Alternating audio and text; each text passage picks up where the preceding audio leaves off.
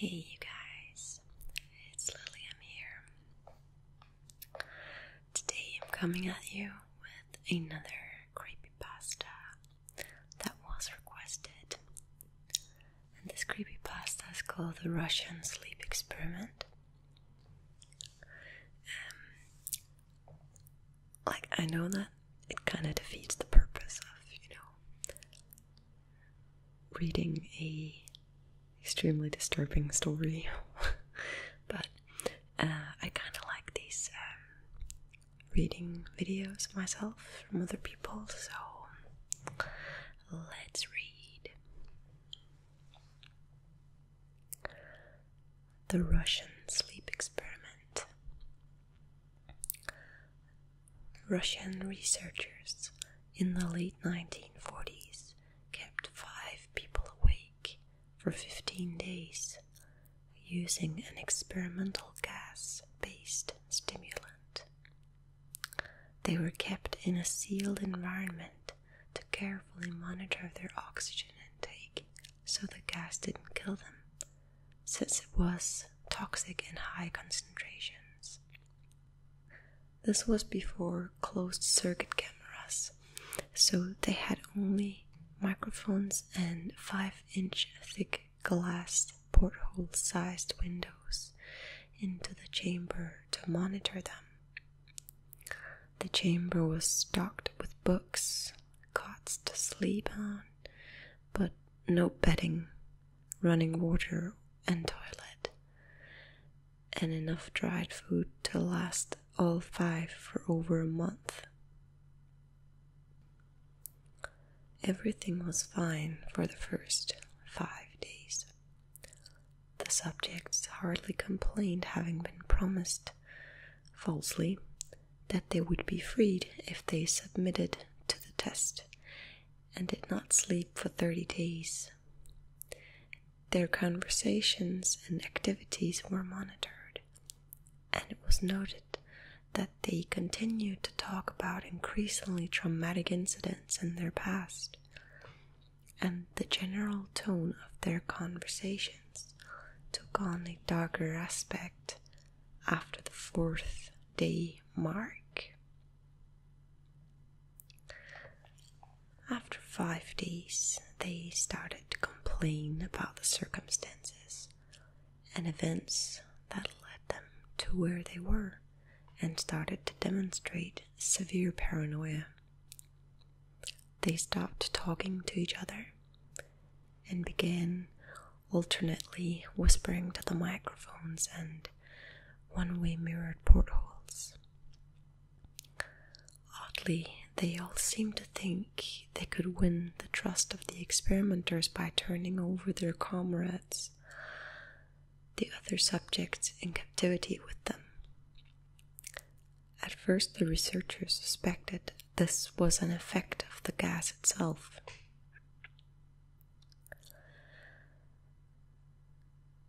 After 9 days, the first of them started screaming.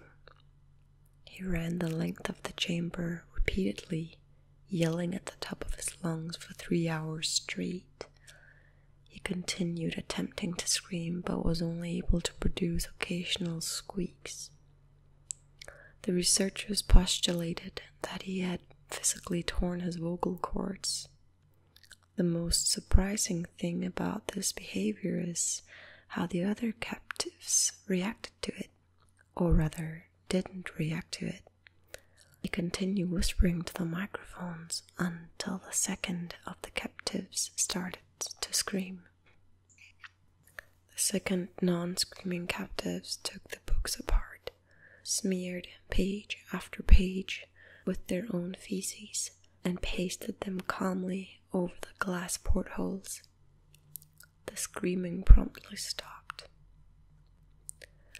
So did the whispering to the microphones. After 3 more days passed, the researchers checked the microphones hourly to make sure they were working, since they thought it impossible that no sound could be coming with 5 people inside. The oxygen consumption in the chamber indicated that all 5 must still be alive. In fact, it was the amount of oxygen 5 people would consume at a very heavy level of strenuous exercise. On the morning of the 14th day, the researchers did something they said they would not do to get a reaction from the captives. They used the intercom inside the chamber, hoping to provoke any response from the captives. They were afraid were either dead or vegetables. They announced, "We are opening the chamber to test the microphones. Step away from the door and lie flat on the floor or you will be shot. Compliance will earn one of you your immediate freedom."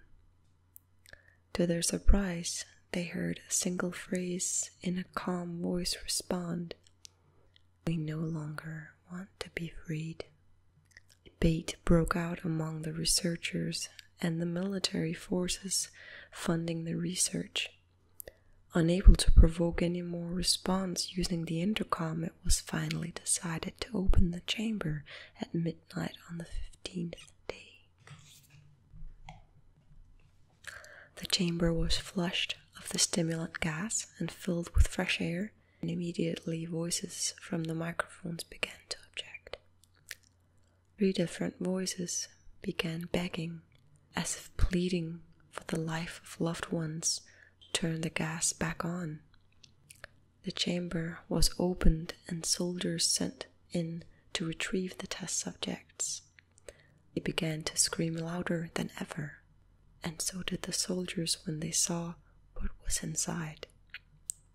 4 of the 5 subjects were still alive, although no one could rightly call the state of any of them in life. The food rations past day 5 had not been so much as touched. There were chunks of meat from the dead test subject's thighs and chest stuffed into the drain on the center of the chamber, blocking the drain and allowing 4 inches of water to accumulate on the floor. Precisely how much of the water on the floor was actually blood was never determined. All 4 surviving test subjects also had large portions of muscle and skin torn away from their bodies. The destruction of flesh and exposed bone on their fingertips indicated that the wounds were inflicted by hand, not with teeth, as the researchers initially thought. Closer examination of the position and angles of the wound indicated that most, if not all of them, were self-inflicted. The abdominal organs below the ribcage of all 4 test subjects had been removed, while heart, lungs, diaphragm remained in place. The skin and most of the muscles attached to the ribs had been ripped off, exposing the lungs through the ribcage. All the blood vessels and organs remained intact. They had just been taken out and laid on the floor, fanning around the eviscerated but still living bodies of the subjects. The digestive tract of all 4 could be seen to working, digesting food. It quickly became apparent that what they were digesting was their own flesh that had ripped off and eaten over the course of days. Most of the soldiers were Russian special operatives at the facility, but still many refused to return to the chamber to remove the test subjects. They continued to scream to be left in the chamber and alternately begged and demanded that the gas be turned back on, lest they fall asleep. To everyone's surprise, the test subjects put up a fierce fight in the process of being removed from the chamber. One of the Russian soldiers died from having his throat ripped out, Another was gravely injured by having his testicles ripped off and an artery in his leg severed by one of the subject's teeth. Another 5 of the soldiers lost their lives, if you count ones that committed suicide in the weeks following the incident. In the struggle, one of the 4 living subjects had his spleen ruptured and he bled out almost immediately. The medical researchers attempted to sedate him, but this proved impossible. He was injected with more than 10 times the human dose of morphine derivative and still fought like a cornered animal, breaking the ribs and arm of one doctor. When heart was seen to beat for a full 2 minutes after he had bled out, to the point there was more air in his vascular system than blood. Even after it stopped, he continued to scream and flail for another 3 minutes, struggling to attack anyone in reach, and just repeated the word "more" over and over, weaker and weaker, until he finally fell silent. The surviving 3 test subjects were heavily restrained and moved to a medical facility. The 2 with intact vocal cords continuously begging for the gas, demanding to be kept awake. The most injured of the 3 was taken to the only surgical operating room that the facility had. In the process of preparing the subject to have his organs placed back within his body, it was found that he was effectively immune to the sedative they had given him to prepare him for the surgery. He fought ferociously against his restraints when the anesthetic gas was brought out to put him under. He managed to tear most of the way through a 4-inch wide leather strap on one wrist, even through the weight of a 200-pound soldier holding that wrist as well. It took only a little more anesthetic than normal to put him under, and the instant his eyelids fluttered and closed, his heart stopped. In the autopsy of the test subject that died on the operating table, it was found that his blood had triple the normal level of oxygen. His muscles that were still attached to his skeleton were badly torn, and he had broken 9 bones in his struggle not to be subdued. Most of them were from the force of his own muscles had exerted on them. The second survivor had been the first of the group of 5 to start screaming. His vocal cords destroyed, he was unable to beg or object to surgery, and he only reacted by shaking his head violently in disapproval when the anesthetic gas was brought near him. He shook his head, yes, when someone suggested, reluctantly, that they try the surgery without anesthetic, and did not react for the entire 6-hour procedure of replacing his abdominal organs and attempting to cover them with what remained of his skin. The surgeon presiding stated repeatedly that it should be medically possible for the patient to still be alive. One terrified nurse assisting the surgery stated that she had seen the patient's mouth curl into a smile several times whenever his eyes met hers. When the surgery ended, the subject looked at the surgeon and began to wheeze loudly, attempting to talk while struggling.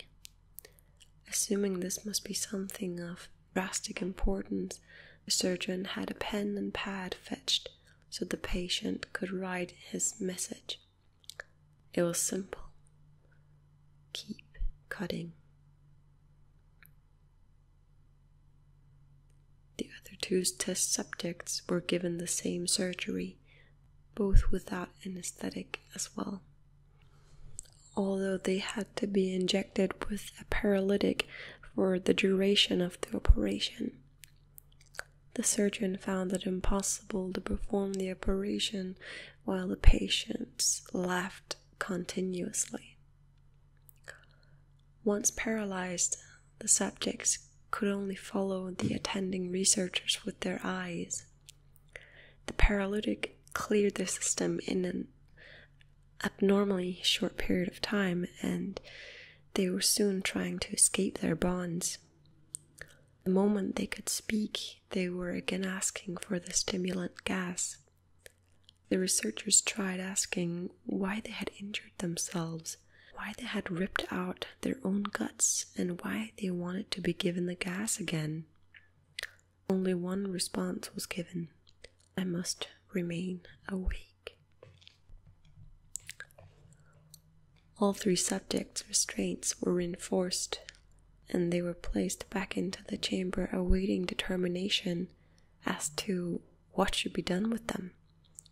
The researchers, facing the wrath of their military benefactors for having failed the stated goals of their project, considered euthanizing the surviving subjects.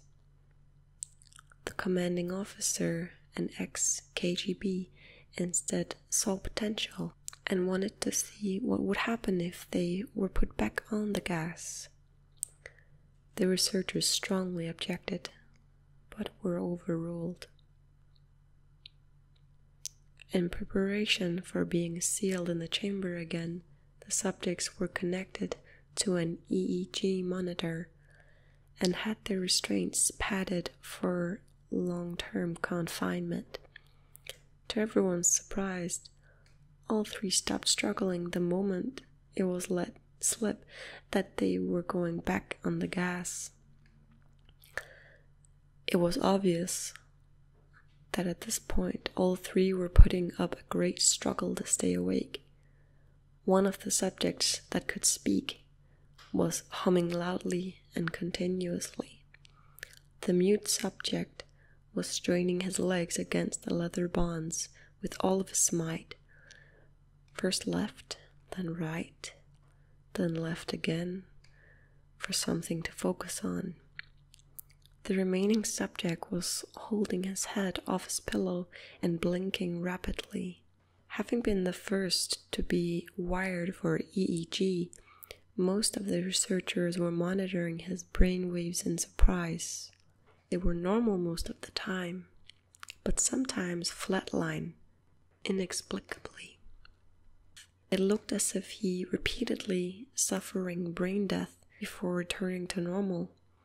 As they focused on paper scrolling out of the brainwave monitor, only one nurse saw his eyes slip shut at the same moment his head hit the pillow. His brainwave immediately changed to that of deep sleep, then flatlined for the last time as his heart simultaneously stopped. The only remaining subject that could speak started screaming to be sealed in now. His brainwave showed the same flat lines as the one who had just died from falling asleep. The commander gave the order to seal the chamber with both subjects inside, as well as 3 researchers. One of the named 3 immediately drew his gun and shot the commander point blank between the eyes, then turned the gun on the mute subject and blew his brains out as well. He pointed his gun at the remaining subject, still restrained, to a bed, as the remaining members of the medical and research team fled the room. "I won't be locked in here with these things," he screamed at the man strapped to the table. "What are you?" he demanded. "I must know." The subject smiled. "Have you forgotten so easily?" the subject asked. "We are you. We are the madness that lurks within you all, begging to be free at every moment in your deepest animal mind. We are what you hide from in your beds every night. We are what you sedate into silence and paralysis when you go to the nocturnal haven where we cannot tread. The researcher paused, then aimed at the subject's heart and fired. The EEG flatlined as the subject weakly choked out, so nearly free.